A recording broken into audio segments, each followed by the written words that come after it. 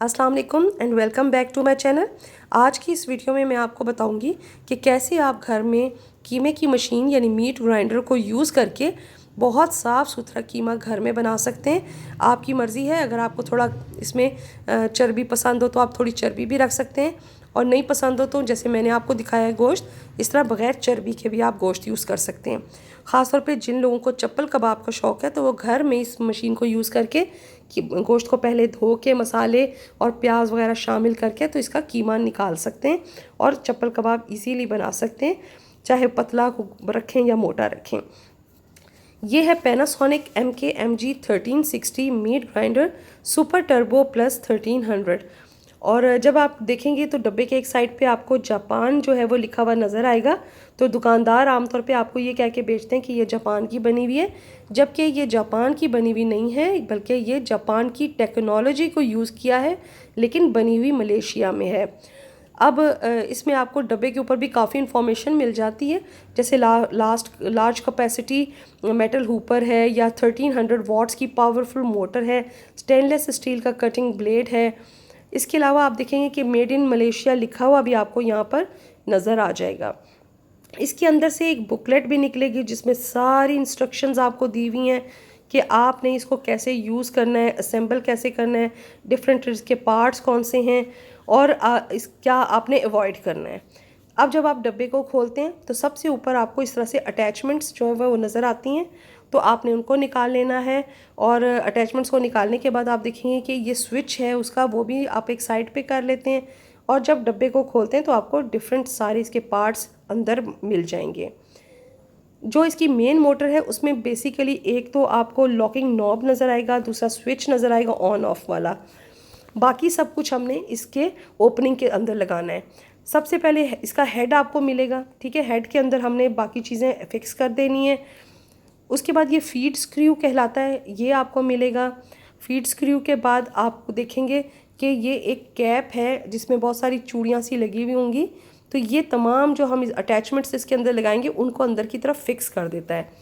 जबकि ये food pusher है, यानी गोश्त को आपने कभी भी हाथ से अंदर की तरफ नहीं करना, बल्कि इस फूड पुशर के ज़रिए अंदर की तरफ करना है, क्योंकि इसके ब्लेड्स डेंजरस होते हैं। अच्छा, ये जो है ये हुपर प्लेट है जिसके अंदर हमने गोश्त को डालना है।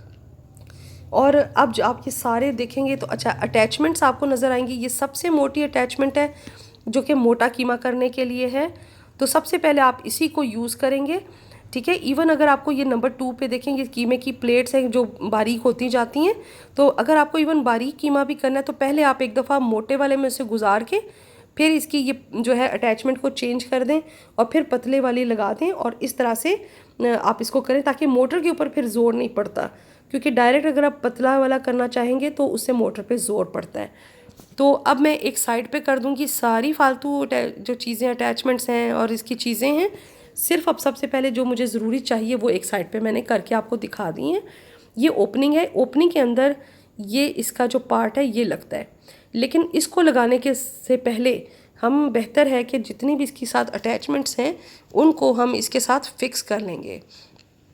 तो सबसे पहले हम देखेंगे कि ये हमारे पास फीड स्क्रू जो है, इसकी एक साइड पे स्क्रू जो है वो लंबा है, एक साइड पे छोटा है।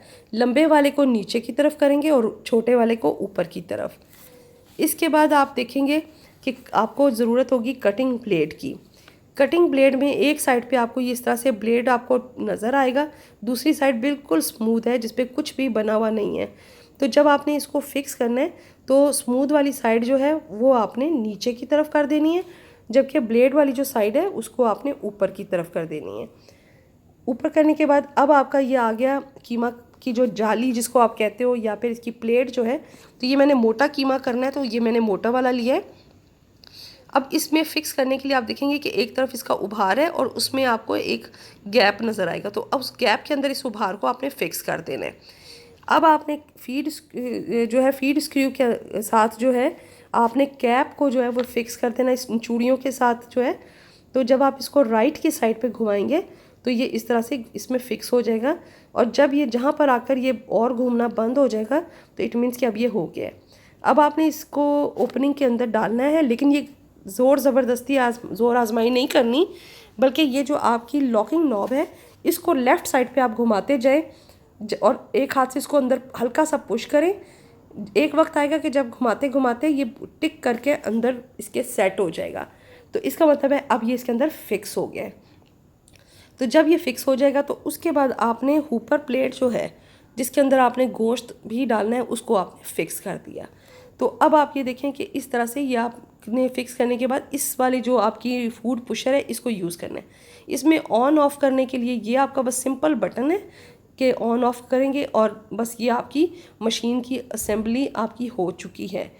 तो अब आप देखें कि जब आप इसमें गोश्त डालने के बाद आप इसको ऑन करते हैं, इस तरह से सबसे पहले आपने गोश्त डाला। गोश्त आपका इस तरह का होना चाहिए, बहुत बड़े साइज़ में ना लें बल्कि छोटे साइज़ में बोटियाँ आपने लेनी है। मैंने इसके ऊपर से जो चर्बी है वो उतार दी है, अगर आपको पसंद है तो आप थोड़ी सी छोड़ दें।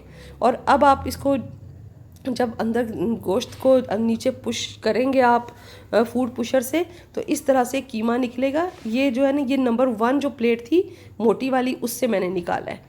अब दोबारा से जो है आपने लॉकिंग नॉब को लेफ़्ट साइड पे घुमाना है और घुमा के और फिर आपने आराम से इसको बाहर निकाल लेना है। ज़बरदस्ती नहीं करनी, अगर नहीं निकलेगा तो आपने दोबारा नॉब को लेफ़्ट साइड पे घुमाना है।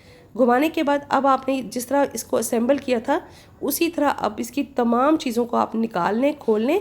खोलने के बाद आपने नीम गर्म पानी के साथ इसको अच्छा सा इसकी सारे पार्ट्स को धो लेना है और इस तरह से आप देखें घर में बहुत आसान तरीके से आप बना सकते हैं।